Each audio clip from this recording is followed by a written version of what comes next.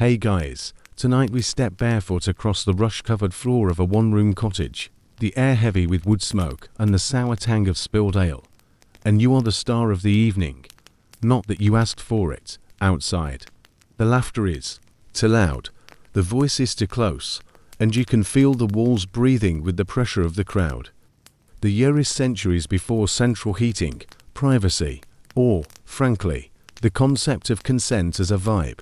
And yet here you are, the newest married couple in town, being paraded like prize livestock. You probably won't survive this, not because of swords or plagues, but because of the social obligations looming on the other side of that wooden door. So, before you get comfortable, take a moment to like the video and subscribe, but only if you genuinely enjoy what I do here, and drop a comment with where you're listening from, and what time it is right now. It still amazes me how we can share these old stories from different corners of the world. Now, dim the lights, maybe turn on a fan for that soft background hum, and let's ease into tonight's journey together. The bedding ceremony is less about romance and more about performance. The moment the feast winds down, you're marched to, sometimes half carried, to the bedroom. Here's the twist. The bedroom isn't yours to retreat into. It's a stage, and the audience is rowdy. Men and women crowd in, all elbowing to get a better view. Your friends, your in-laws, the priest's nephew, who's had too much mead. They're all there to make sure you're properly settled. In parts of medieval Europe, they call it putting to bed. This means the wedding guests undress. You, yes, literally, laughing and singing ribald verses, sometimes pulling pranks, sometimes slipping in fertility charms under the sheets. Historians still argue whether some of these details are exaggerated in later retellings, but contemporary records don't shy away from noting just how little privacy you'd get. The church might have its strict rules, we'll get to that, but the villagers have their own priorities. Proof the union is real, proof the family's honor is intact, proof the dowry wasn't wasted. Outside, your new husband's friends rattle pots and pans, jeering for the sounds they expect to hear. Inside, you're supposed to lie down in a bed that's barely warmed, with candles casting long, twitching shadows, and make history, literally, a quirky detail. In some French towns, the wedding sheet was prepared in advance, embroidered, with family symbols, and later displayed like a trophy if blood was visible. No blood. The consequences could range from whispered gossip to outright annulment, or worse. This isn't about biology. It's about reputation, property, and alliances. The bedding ceremony also doubles as a community contract. Neighbors witness the moment because marriage is a public affair, bound not only by vows, but by the eyes and ears of those who will judge you every market day for the rest of your life. You can feel the weight of that judgment pressing in, heavier than the wool blanket on your lap. The rushes on the floor crackle underfoot as more people file in, and you catch the scent of rosemary, a supposed fertility herb, tucked into the corners of the mattress. Someone throws a handful of nuts, yes, the edible kind, across the bed, a symbol of abundance. It's supposed to be a blessing, but it feels like a reminder you're expected to produce heirs. And soon, one scholarly debate lingers. Was the whole village truly present for the consummation? Or did most people leave after the formalities? The answer seems to depend on the region, the class, and perhaps the fondness for ale. Either way, the intrusion is real. Even if the door closes, the hallway outside hums with anticipation. You glance at your partner, perhaps a stranger until today, and realize that the ceremony is as much a test for them as for you. Success tonight means social approval, secure alliances, and maybe a bit of peace. Failure means whispers, disputes, and the risk of the marriage unraveling before it's even begun. The candles gutter in the draught, shadows leaping across rough-hewn beams, and you're acutely aware that the door latch doesn't even catch properly. You're in a world where the most private of acts is never truly private, and the first night of marriage is less a celebration of love than an initiation into the unyielding gaze of the community. You can hear the scraping of chairs outside as someone settles in to wait, just in case they're needed to verify the moment. And you think, if this is the start, what on earth comes next? The door stays shut, for now, but you can still hear muffled laughter and the occasional clink of mugs outside. Privacy, in the medieval sense, is not the absence of people. It's the presence of fewer than 20 witnesses. You might think, well, at least the villagers will leave us alone after tonight. That's cute. No, the rules that govern what happens between you and your spouse will follow you into every week of your married life. And they're far stricter than anything the rowdy crowd could dream up. The church has opinions. So many opinions. And, unlike your neighbors, who just want heirs and good gossip, the clergy claim they speak for a heaven. In their vision, there's only one truly acceptable way to be intimate: the missionary position, man on top, woman beneath, face to face. Historians still argue whether this was universally enforced or more a theological ideal, but it's clear that anything else was frowned upon as against nature. And that's not the only rule. There are forbidden days, more of them than you'd expect. Wednesdays, Fridays, and Sundays. Off limits, Lent. Absolutely not. Advent. Don't even think about it. Certain feast days, closed for business. Then, there are the prohibited seasons. No intimacy during pregnancy, menstruation, or while nursing. If you followed every restriction, some scholars estimate you'd have maybe 50 permissible nights a year. That's less than most modern people get for vacation days. The rationale behind all this isn't about health. It's about morality. Church fathers like St. Jerome warned that even excessive passion for your spouse was a form of adultery, because it placed desire above spiritual duty. Thomas Aquinas wrote detailed lists of sexual sins, with positions and acts neatly catalogued like a particularly grim instruction manual. They weren't trying to spice things up. They were trying to make sure you didn't enjoy it too much. Quirky tidbit: in some rural areas, couples would keep a bed ledger, essentially a record to prove they were following the rules. It's half compliance, half superstition. You don't want a suspicious priest knocking on your door with questions about why you were smiling on a Friday. You might be tempted to roll your eyes at all this, but remember, the consequences were real. A confession to the wrong priest, or a neighbor's helpful observation, could mean public penance.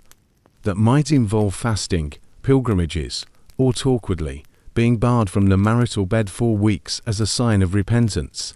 And since your marriage is as much a legal contract as a personal relationship, breaking these rules could be used against you in disputes over property or legitimacy of children. The lighting in your cottage is dim, but you can almost picture the long arm of the church reaching in through the candlelight, rearranging your bedding according to the liturgical calendar.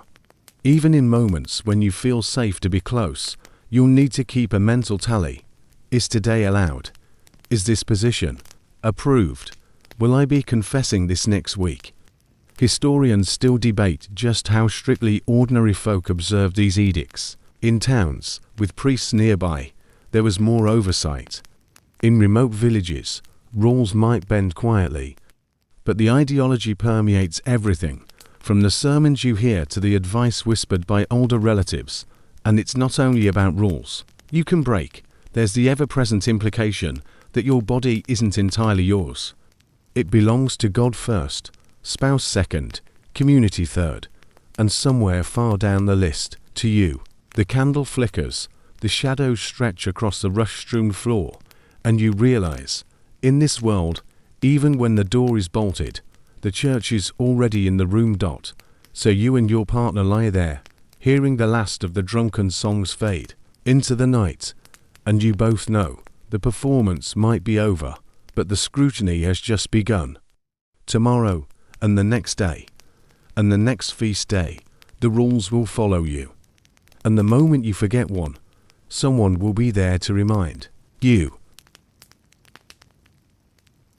You'd think that after surviving the community's watchful eyes and the church's endless list of don'ts, you'd at least be free to trust what your own body tells you. But here's the catch: In this century, the experts think they already know your body better than you ever could, and their ideas are creative, in the way a medieval physician prescribed powdered emeralds for indigestion. Let's start with the basics. The human body, according to many learned men of the age, is a balance of 4 humus, blood, phlegm, yellow bile, and black bile. When they say balance, they mean you should be exactly as warm or as cold, as moist or as dry, as your social role demands. And when it comes to women, the assumption is that you're basically a man whose parts have been inverted, literally. Many believed that the vagina was an inside-out penis, the labia merely foreskin tucked away, and the ovaries internal testicles. It sounds absurd now, but this inverted anatomy wasn't fringe. It was taught in universities. Historians still argue whether doctors truly believed it or used it to justify certain social hierarchies. But either way, it shaped how people saw gender and sexuality. Then there's the wandering womb, a favorite diagnosis for just about any unexplained symptom in women: chest pain, anxiety, sudden fainting spells, even too much talking. The belief was that the uterus could roam freely through the body like an adventurous pet ferret, squeezing the heart or lungs if it felt like it. The prescribed cures: tempt it back into place with pleasant-smelling herbs applied below, or drive it away from vital organs with foul odors waved under the nose. Imagine your village healer leaning over you, one hand clutching lavender, the other holding a jar of burning hair, assuring you it's for your own good and conception. The science here was a blend of Aristotle, Galen, and whatever folk wisdom had survived the centuries. One popular theory insisted that both partners produce seed during intimacy, and that conception hired both seeds to meet. This meant that, in their logic, a woman had to experience pleasure, yes, specifically orgasm, for pregnancy to occur. The dark side of that belief was that if a woman became pregnant after being assaulted, it was proof she had enjoyed it. That wasn't a rare misunderstanding. It was a medical argument used in actual court cases. A quirky tidbit: some medical texts recommended that women eat certain foods, like hare meat, if they wanted to conceive quick, add your children, or that men avoid cabbage before intimacy, their offspring be slow of wit. In an age without microscopes, fertility advice came from the same people who swore by leeching as a cure for headaches. The flicker of your cottage's firelight catches on a battered wooden chest in the corner, the one where old remedies are kept, jars of dried herbs, a brass mortar and pestle, cloth sachets with something rattling inside. You realize that much of what you've been told about your own body comes from a chain of hearsay, parchment texts, and the occasional Roman-era scholar whose work has been copied so many times it's basically a medieval game of telephone. Historians still debate how much everyday villagers absorb these university-taught ideas versus relying on local healers. But whether from a Latin manuscript or your grandmother's cautionary tale, the message is the same. Your body is a mystery, and you're not trusted to solve it yourself. Outside, the night air smells of damp earth and wood smoke, but inside, your reality is shaped by theories that can turn an ordinary cough into a uterine crisis and a natural birth into a moral test. You lie back on the straw mattress, aware that in this world, even the truths of your own flesh are up for debate, and the people doing the debating are nowhere near the ones who have to live in it. If you've managed to reach adulthood without being bled half to death, purged with mystery herbs, or smoked like a ham in the name of curing internal imbalance, congratulations, you're already ahead of the curve. But the real obstacle in this century isn't just surviving illness. It's surviving the rules about how you're allowed to interact with the opposite sex, particularly if marriage isn't yet in the cards. Courtship here is not what you might call a private affair. In fact, privacy is practically a crime. If you so much as exchange a glance with someone in the marketplace, you can expect it to be witnessed by 3 fishmongers, 2 gossiping grandmothers, and the parish priest, all of whom will have slightly different versions of the event ready to repeat by nightfall. This is an era where chaperonage isn't just tradition, it's law in some places. A young woman rarely meets a suitor alone. There's always a watchful mother, aunt, or older brother looming nearby, pretending to mend clothes, but really noting every twitch and cough. For a higher-born women, it's even stricter. Imagine trying to get to know someone when the only conversation allowed must be about the weather, the harvest, or the relative piety of the local bishop. And the love letters, oh, they exist, but not the swooning, free-flowing declarations you might imagine. They're riddles. Literal riddles, metaphors, and coded language to slip past the moral watchdogs. The roses in my garden bloom early this year might mean I can't stop thinking about you. Unfortunately, it might also just mean someone's roses are blooming. Ambiguity is both the shield and the curse of romantic communication. The dances are where things get interesting. Public feasts and weddings provide one of the rare socially sanctioned chances for physical contact, but even then, it's measured in seconds, not minutes. A single clasp of the hand during a reel, the briefest pressure of a palm when you spin, is enough to leave people blushing for days. Of course, that also means every move is scrutinized. Hold the hand a beat too long, and you'll be the talk of the tavern by sunrise. If you're poor, your marriage prospects depend heavily on dowry negotiations and the blessings of the local community. Love is a luxury. Survival comes first. To families might arrange a match based on land, livestock, or the promise of mutual defense, and the couple involved may have little to say in the matter. You don't marry the person who makes your heart race. You marry the one whose goat herd complements your potato yield. For the wealthy, the stakes are even higher. Marriage is less a personal bond than a political alliance. Your potential spouse might live in another city, speak another dialect, or be several decades older. And none of that matters if the union secures property, titles, or influence. You'll learn to smile across the table at dinner while mentally calculating how many acres of wheat this love has brought into the family's control. Still, romance finds its cracks in the spaces between sermons and supper bells. In the moments when the watchful eyes turn elsewhere, a pair of lovers might slip away for a hurried conversation under a cloister arch, behind a barn. The thrill is less about the conversation itself and more about the fact that it's forbidden. Every word feels dangerous, every laugh loud, every shared glance a potential spark for scandal. And then there's the danger, real danger, for women who overstep. A flirtation with the wrong man can stain a reputation permanently. Gossip moves faster than any official record, and once it's started, it can be almost impossible to erase. The church will whisper about your immodesty. Neighbors will invent details, and suitors will vanish one by one. In the most extreme cases, accusations of impropriety can be used to strip you of inheritance, social standing, or even your freedom. So you learn the dance of medieval love, a choreography of glances, riddled words, and careful, public gestures. It's slow, frustrating, and often heartbreakingly incomplete. But maybe, just maybe, that's the point. In this age, desire isn't about having someone. It's about wanting them, endlessly, with the whole village watching. If you've survived the chaperones, navigated the coded letters, and endured the grueling social dances without slipping into scandal, then congratulations. You've unlocked the next medieval romance obstacle, the courtship gifts. Forget flowers and chocolates.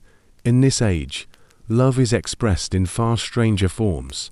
A man might send you a small carved wooden spoon, not because he expects you to cook for him, but because spoons symbolize the sharing of meals and, by extension, lives. Or perhaps he'll gift you a length of fine ribbon, meant to be tied into your hair as a public sign of his interest.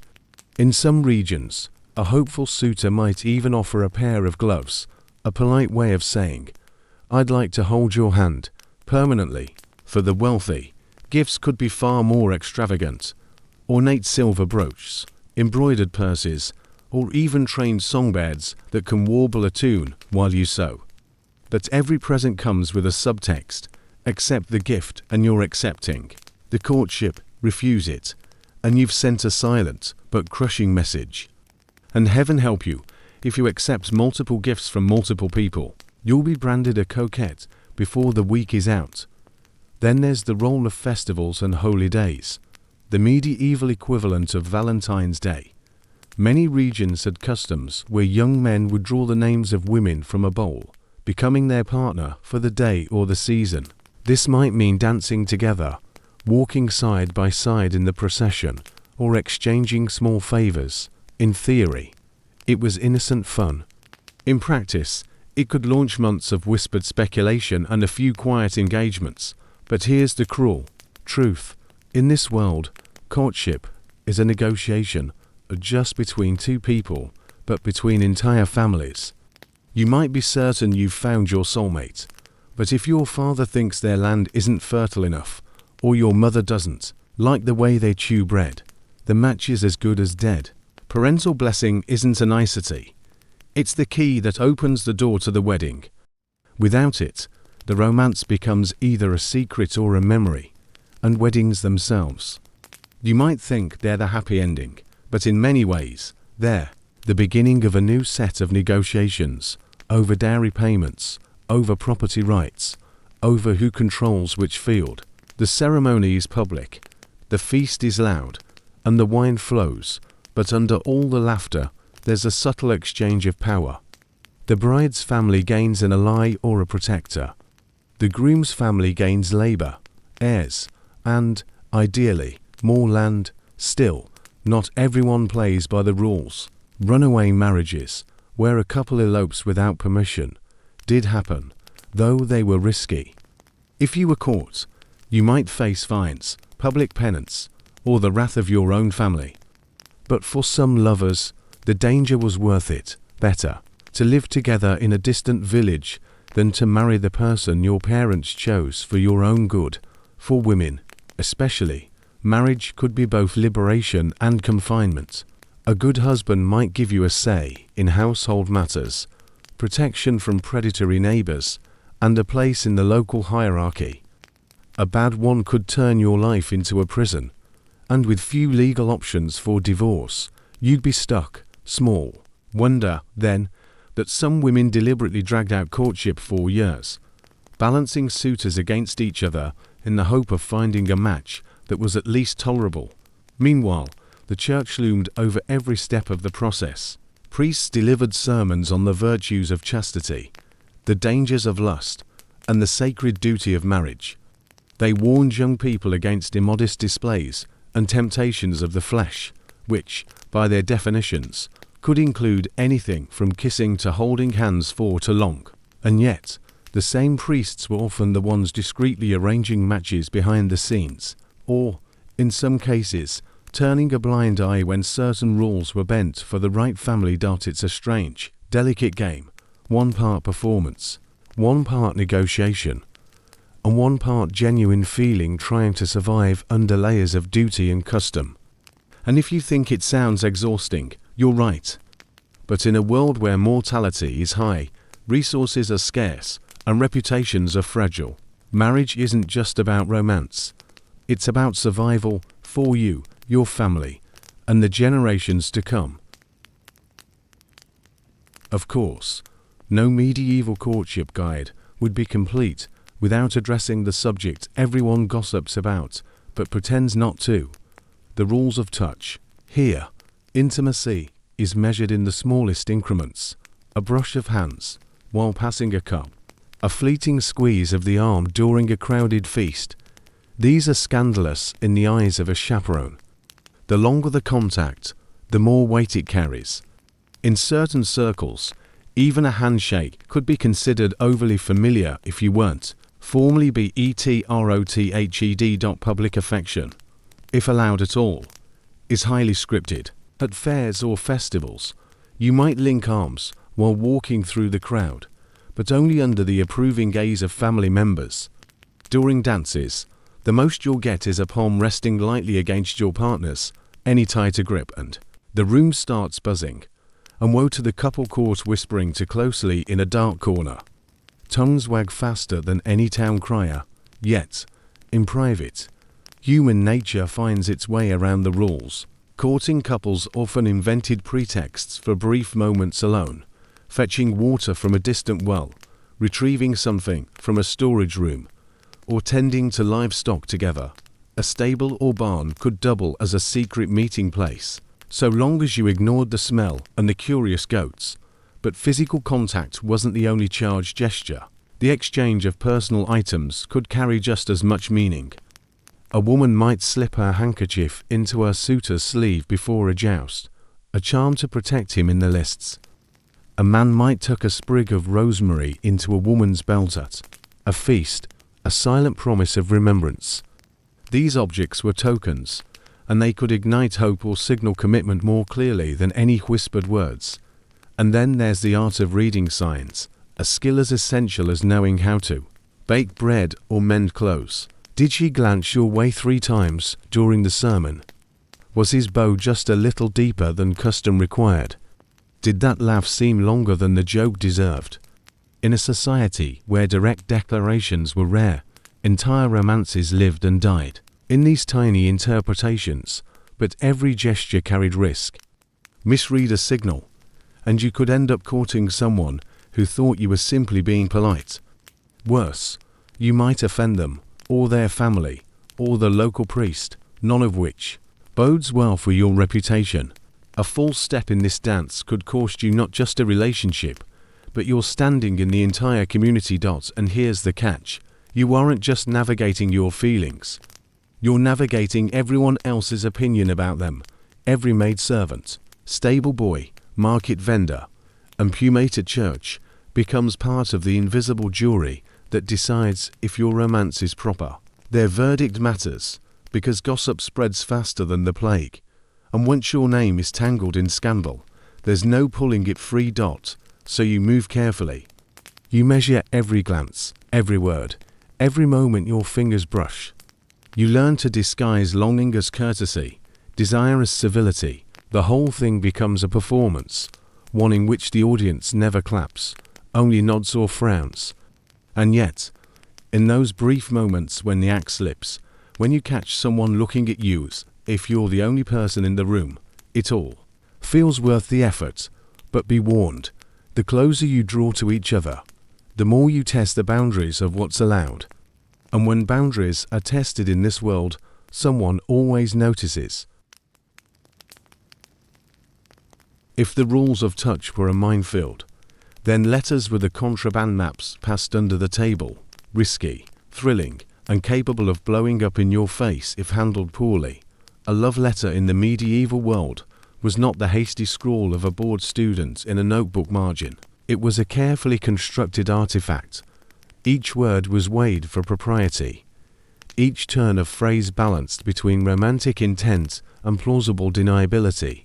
Should the letter fall into the wrong hands, a jealous rival, a nosy sibling, or, worst of all, a suspicious parent, you needed to be able to claim it was nothing but a friendly note. Ink was expensive, paper more so, and literacy was far from universal. This meant that some couples relied on intermediaries, a trusted scribe to compose their words, or a mutual friend to read them aloud in private. The message might be hidden inside a prayer book, tucked beneath a loaf of bread, or stitched in code along the edge of a handkerchief. Every delivery was a gamble, because the same paths that carried sweet words could also carry rumors. Seals were another layer of meaning. A red wax seal might signify passion, a blue one loyalty, a green one hope. If you were wealthy enough to have a personal signet ring, you could press it into the wax as both signature and symbol of trust. To break such a seal without permission was a serious breach, though that never stopped the truly curious. Sometimes the letters themselves were works of art. The margins might be illuminated with vines, flowers, or mythical creatures. A skilled hand could hide private messages in the decorative flourishes, turning the page into both confession and puzzle. It was a game lovers played in plain sight, knowing most people wouldn't notice the subtler meanings unless they were meant to, and yet, for all their beauty and craft, love letters were fragile things. A single intercepted note could undo months of careful courtship. The wrong choice of words could invite scandal or give ammunition to those who wished to see the match fail. In some cases, a letter could even be used in court as evidence of improper conduct, the medieval equivalent of a screenshot gone viral. But there was also immense power in holding a lover's words in your hand. The parchment carried not just ink, but the ghost of the person who wrote it, the rhythm of their thoughts, the curve of their letters, the little smudges where they paused too long. In a world where most communication happened in public spaces, a letter was a rare thing, a private bridge between two souls. Some people kept these letters for years, hidden away in chests or sewn into the lining of clothes. Others burned. Then the moment they were read, protecting the secret even from themselves. And a few were reckless enough to carry them at all times, tucked into a sleeve or pocket, ready to be touched like a talisman in moments of doubt. Of course, the church had its own opinion on the matter. Clerics warned against wanton correspondence and the dangers of scribal temptation, as though a few lines of poetry could topple an entire moral order, which, in fairness, they sometimes did. For every letter that strengthened a bond, there was another that ended one. A delayed reply could spark suspicion. A vague sentence could be twisted into insult, and sometimes a letter meant for one person found its way into entirely different hands, with consequences that were as dramatic as any epic ballad. So you write with caution, read with care, and store each message as if it were both treasure and evidence, because in the game of medieval love, a single sheet of parchment can be as dangerous as any sword, and the day may come when that sword or its social equivalent is drawn against you. If words on parchment were dangerous, then gifts were even more so, because unlike letters, they could not be burned without losing something tangible.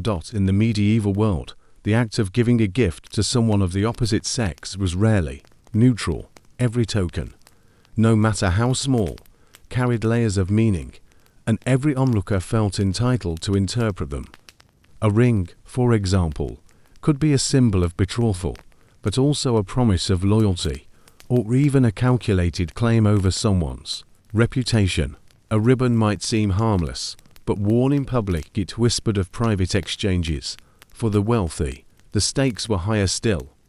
A jeweled brooch could be the talk of a whole court, not just for its beauty, but for who gave it and why. If a duke presented you with an ornate clasp for your cloak, it was never just about keeping you warm. It was about politics, alliances, and the suggestion, whispered or shouted, of intimacy. The poor, though, had their own romantic economy. A hand-carved comb, a scarf knitted during long winter nights, a sprig of rosemary tied with thread. These were treasures no less significant than gold. In fact, the humblest gifts often had the deepest meaning, because they cost the giver time and labor they could scarcely spare. Food was a popular, if risky offering. A honey cake could be an innocent treat, or a coded message. Certain spices were said to stir the blood, and to receive such a delicacy could be read as an invitation. But perishables came with an obvious danger. If the recipient hesitated too long, the gift might spoil before the meaning was made clear. Some gifts were meant to be worn, ensuring they were seen, and thus talked about, by others. A necklace resting against the skin, a belt cinched at the waist, a hood dyed in the giver's colors. All of these announced the connection in ways more permanent than words. Others were meant to be hidden, a pressed flower between book pages, a small carved charm sewn into a sleeve, and their secrecy was the point. Of course, not all gifts were given freely. Sometimes they were traps. A suitor might present a woman with something valuable, only to demand it back in anger when refused, knowing that the act of return would be public, humiliating. In some courts, a rejected gift could become the centerpiece of gossip for weeks, dissected and retold until it bore no resemblance to the truth. Religious authorities, unsurprisingly, had opinions. To lavish a gift, they warned, was a sign of vanity and temptation. Tokens should be modest and moral, though they rarely specified what that meant, leaving plenty of room for clever lovers to skirt the rules. And in this delicate economy of giving, timing was everything. A gift offered too soon might feel presumptuous, too late, and it could be read as disinterest. The wrong object could cause offense. The right one, offered at the perfect moment, could tilt an entire relationship in your favor. In this way, love in the medieval world was not only a matter of hearts and hands, but of strategy. You were playing a long game, moving pieces across a board where every ribbon, ring, and ribbon of candied ginger was a potential victory or defeat. You learned to read not just the object itself, but the way it was given, the pause before it, changed hands, the lingering of fingers as it was placed in your palm, the glance that followed after. Because in this world, a gift was never just a gift. It was a declaration, a question, and sometimes a very polite threat. And somewhere, in the shadows, there was always someone watching, ready to repeat their version of the story. Public spaces were the true theatres of medieval courtship. If a token was given in secret, it was often meant to be revealed here, on the cobblestones of a market square, in the echoing nave of a church, or amid the chaos of a festival. These were the places where eyes gathered, where glances carried weight, and where the smallest detail could become a story before nightfall. The market was the most democratic of stages. Peasants, merchants, nobles, all mingled in a noisy, restless tide of trade and chatter. It was here that you might spot someone wearing your ribbon, or catch sight of a carved charm had given tucked into their belt. It might seem a coincidence to others, but between you and them it was a silent conversation. The display could be casual or deliberate, depending on how bold the wearer felt that day. Festivals, however, amplified everything. In the whirl of music, firelight, and ale, the normal rules of decorum loosened. A couple could dance in the open without scandal, provided the steps stayed respectable, and a man could offer a lady a flower without immediate whispers of scandal. But make no mistake, those whispers would come later, when the crowd had dispersed and the moonlight was replaced by morning light. Some festivals had specific customs ripe for romantic maneuvering. In May Day celebrations, young men would crown their chosen women with garlands, a gesture both playful and pointed. In winter feasts, sharing a cup of warm spiced wine could be more intimate than an hour's conversation. Even the way you handed someone a meat pie could carry subtext. Was it just food, or a veiled promise? Churchyards and processions offered their own subtler forms of theatre. Religious gatherings were technically about piety, but everyone knew they were also prime opportunities for discreet observation. Standing near someone in the crowd, exchanging the briefest brush of sleeves, or even catching their eye across a sea of bowed heads. These moments fed entire romances, without a single word spoken. For the nobility, public tournaments were a gilded stage for both display and drama. A knight might wear a lady's colours into the joust, riding with them tied to his arm or displayed on his shield.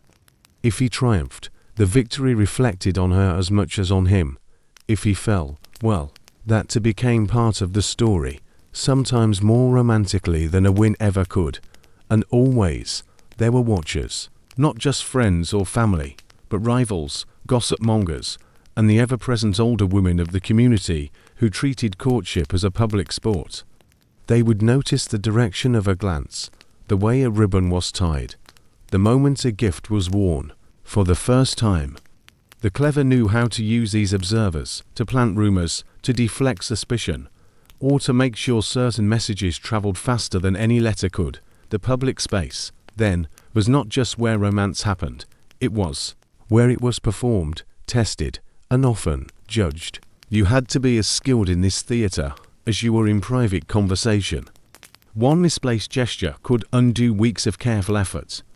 One perfectly timed moment could seal an unspoken agreement between two people across a crowded square.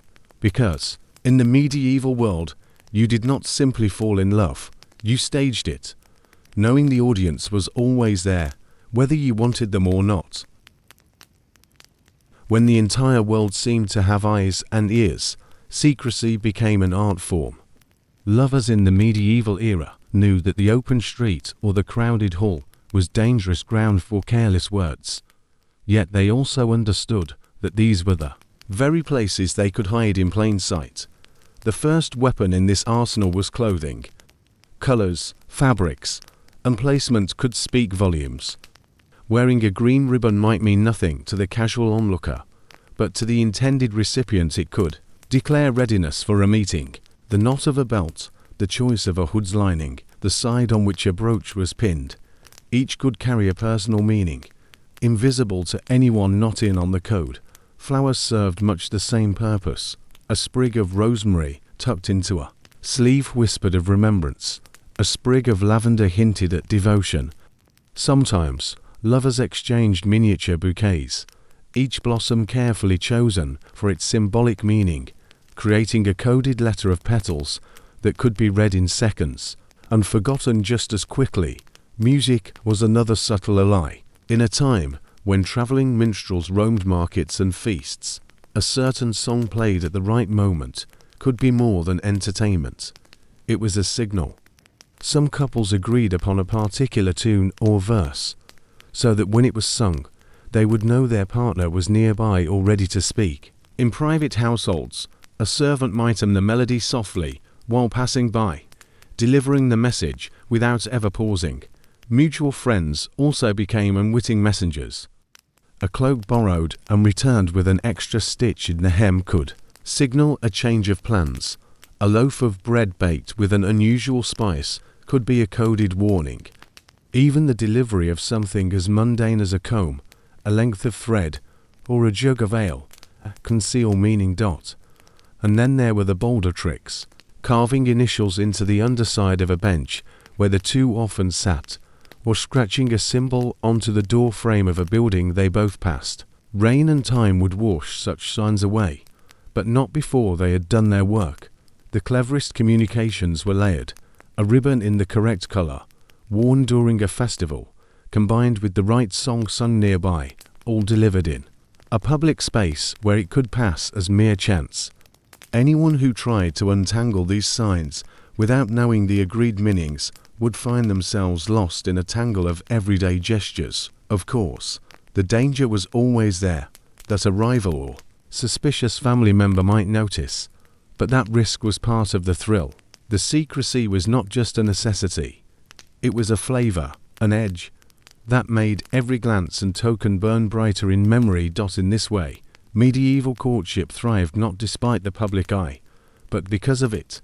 The crowd provided cover, the rules provided challenge, and love, real or imagined, found its voice in whispers no one else could hear. In an age where written letters could be intercepted and whispered words might echo in the wrong ears, lovers often placed their trust in go-betweens. These intermediaries, whether loyal servants, skilled messengers, or discreet members of the clergy, became the living threads that bound courtships together. A trusted servant was the most common choice. They moved between rooms and households with ease, carrying trays, linens, or bundles of firewood. Inside these everyday objects, they could conceal letters, small gifts, or even locks of hair. A folded scrap of parchment slipped beneath a pie crust might pass under the noses of the strictest chaperone. A ribbon, forgotten in a laundry basket, could carry the scent of a lover's perfume. Messengers by trade were another resource, though far riskier. These were men and women who earned their living traveling between towns, delivering goods or notes. A skilled messenger knew how to memorize a short phrase or verse so that nothing incriminating was written down. But coin could buy loyalty, and it could also buy betrayal. More than one love affair ended because a messenger decided the information was worth more to a rival than to their employer. priests and monks occupied an even stranger position. The confessional offered a rare kind of privacy in a world where few moments were truly one's own. A sympathetic priest might carry a message as part of spiritual guidance, or arrange meetings under the cover of church service. Monasteries and convents, too, sometimes became unlikely hubs for romantic correspondence. Nuns and monks often came into contact with noble households through charity or education, and a carefully chosen word here or there could bridge the distance between separated lovers. Yet the danger was ever present. Servants could be tortured for secrets, messengers could be followed. Even a priest might weigh a soul's salvation against the demands of earthly passion, and decide that a confession to the wrong person was in order. Trust, then, was never absolute. It had to be tested, reaffirmed, and sometimes repaid with generous gifts. Many lovers understood that their confidants were not simply friends, but participants in a dangerous game. A servant who risked delivering a letter might be rewarded with a silver coin or a fine piece of clothing. A messenger might receive a meal and safe lodging for the night. These rewards were as much about gratitude as they were about ensuring the next message would be carried with care. And yet, for all the danger, intermediaries were indispensable. Without them, courtship in the medieval world would have been reduced to a series of silent glances and rare meetings. With them, it could bloom quietly, stubbornly, in the cracks of a society built to keep lovers apart. In the medieval world, a letter was far more than words on parchment. It was a dangerous artifact. Written proof of love could be a blessing if it reached the right hands, but a ruinous weapon if intercepted. Lovers understood this, and so every mark of ink, every fold of the page, was chosen with care. Parchment, made from animal skin, was expensive. Most people reused scraps or wrote in margins of old documents, but a true love letter deserved clean material. Wealthier lovers might even scent the parchment, crushed rose petals, lavender, or musk worked into the fibers, so that the message carried not only words, but a breath of the sender's presence. This could be intoxicating and incriminating. The writing itself could be disguised. Some lovers used an educated friend to pen their letters, masking their own handwriting. Others adopted elaborate formal styles, so that a note filled with longing might look at first like a piece of dry legal correspondence. A casual reader might see a discussion of the shipment of apples, and miss entirely that each apple stood for a secret meeting, each barrel for a kiss. For more elaborate concealment, ciphers came into play, substitution alphabets, where each letter was replaced with a symbol, were not unknown in the Middle Ages, though they were slow to write and slower to read. Some used the first letter of each sentence to spell out a hidden name. Others concealed the message in a poem, the truth visible only to one who knew which lines to read. The sealing of a letter was an act of both trust and protection. A lover's seal, pressed wax bearing a coat of arms, a personal emblem, or even a crude carved design, marked ownership. Breaking that seal without permission was a violation not only of privacy, but of honor. Of course, that did not stop determined rivals, jealous family members, or watchful officials from trying. Delivery was its own art. A folded letter could be stitched into clothing, hidden in the lining of a hood, or slipped inside the hollow of a belt buckle. If the risk was high, the letter might never travel whole. Instead, it would be divided into strips, each carried by a different messenger. Only when reunited would the full message appear. And always, the letter carried a strange dual nature.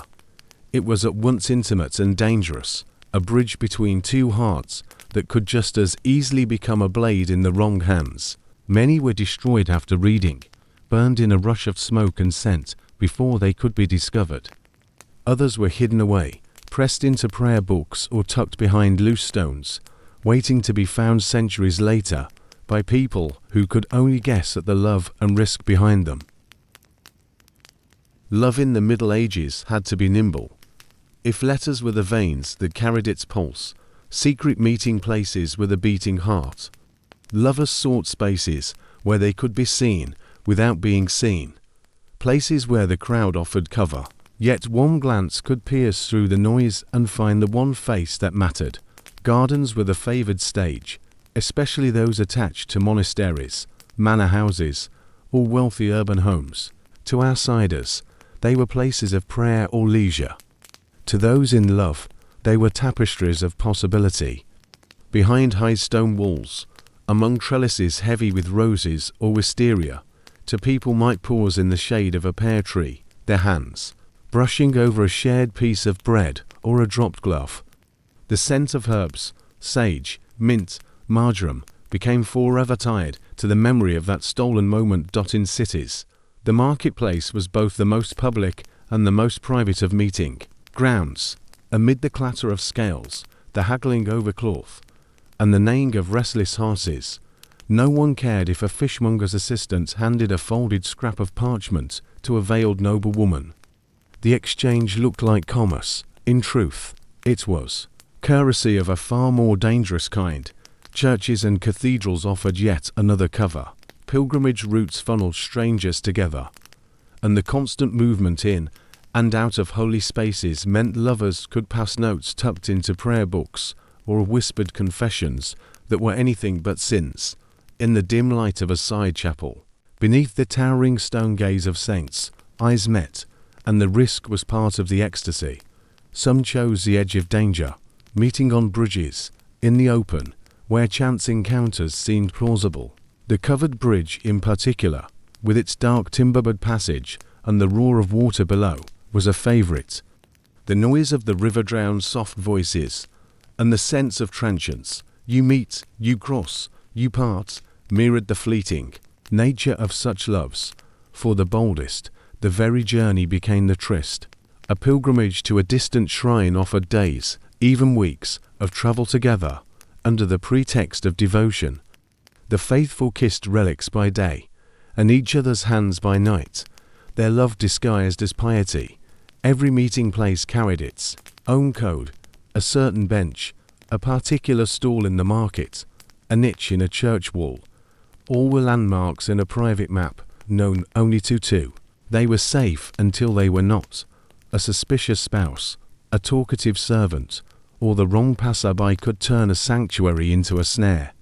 Yet despite the risk, or perhaps because of it, lovers continued to weave their paths through these spaces, the garden, the marketplace, the bridge.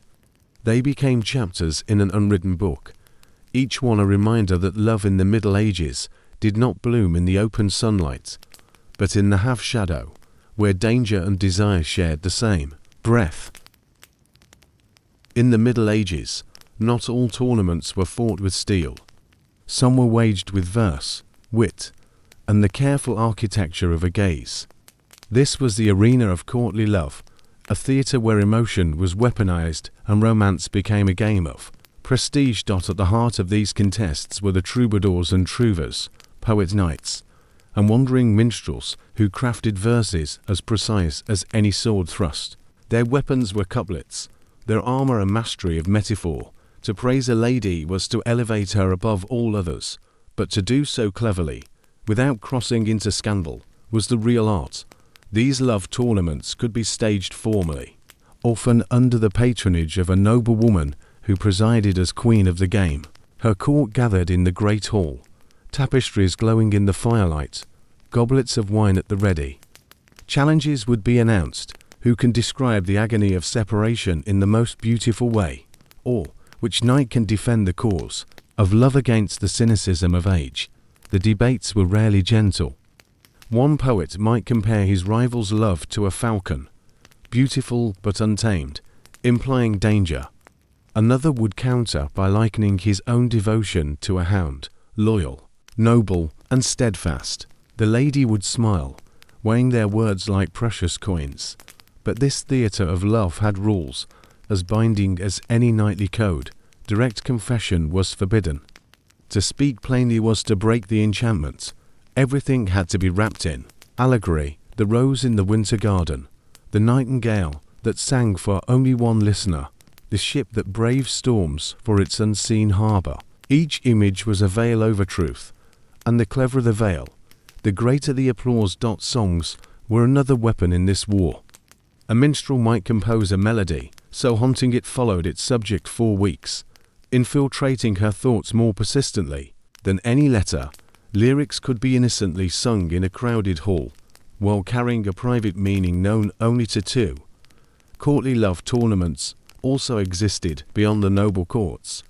In some cities, especially in Occitania and northern France, Puys d'Amour, urban poetry competitions, attracted merchants, artisans, and scholars who wished to play the same dangerous game. Love here was less about political alliance and more about verbal brilliance. But the thrill remained the same. The purpose was never truly to win the lady's heart, at least, not in the open. Rather, it was to show one's mastery of desire, without succumbing to it, to dance close to the fire without being burned. The real victory was to be remembered, to have one's words carried forward like a well-shot arrow that finds its mark long after the contest has ended. In the end, courtly love tournaments were less about romance than about skill, the ability to turn feeling into art, longing into spectacle, and passion into something both public and hidden at once. It was a dangerous elegance, and everyone knew that, beneath the polished verses and polite applause, hearts were being quietly maneuvered like pieces on a chessboard. Long before instant messages and whispered phone calls, lovers in the medieval world spoke in a code of objects, a private language built from petals, fabric, metal, and thread. Each gift was a sentence, each color, shape, and placement carried the weight of an unspoken truth. A single rose, for instance, was rarely just a flower. If it was red, it declared passion so boldly that it skirted scandal. White might signal purity, or a love bound by restraint, a knight's vow to protect, not to possess. A rose with one petal removed could mean I am incomplete without you. A thorn left on the stem, it'd be a warning. My heart is yours, but it comes with danger. Cloth was another messenger. A lady might drop a strip of her sleeve into a knight's hands before battle. This was not just a token. It was a spell of protection, a piece of herself bound to his fate. To wear it openly was to claim her in the sight of all.